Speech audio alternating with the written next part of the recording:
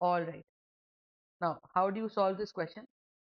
Question कहता है find the mass of nitrogen in 1 kg of KNO3।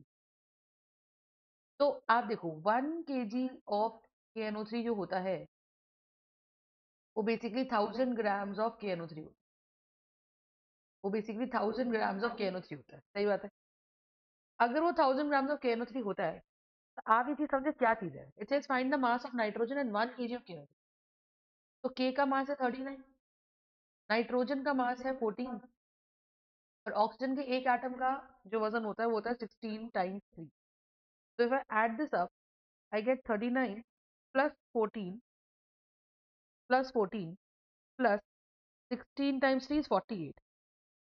ठीक है, 16 times 3 is 48. सही है।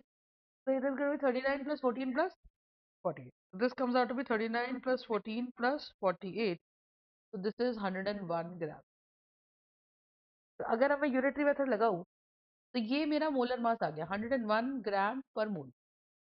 So I will say that if 101 grams 101 grams of KNO3 contains 14 grams of nitrogen। सही बात है, क्योंकि भाई पूरे 1 मोल KNO3 के अंदर अगर मैं ब्रेक करूं तो 1 मोल के है, 1 मोल नाइट्रोजन एटम्स है और 3 मोल्स ऑक्सीजन एटम है।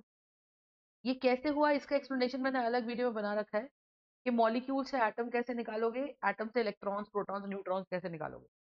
तो you can refer to that video. और इस क्वेश्चन में मैं सेम कंसेप्ट यूज करके सॉल्व कर रही हूँ। तो देखो, तो क्या मैं बोल दूं 101 grams of KNO3 will have 14 grams of nitrogen?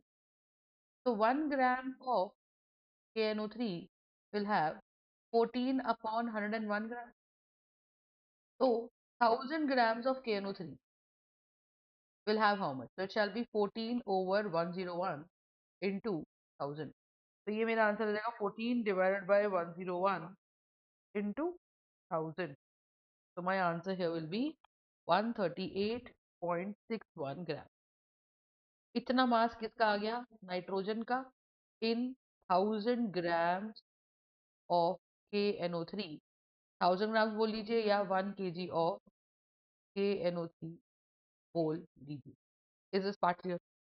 So this is going to be the mass of nitrogen in 1 kg of KNO। Is this part clear?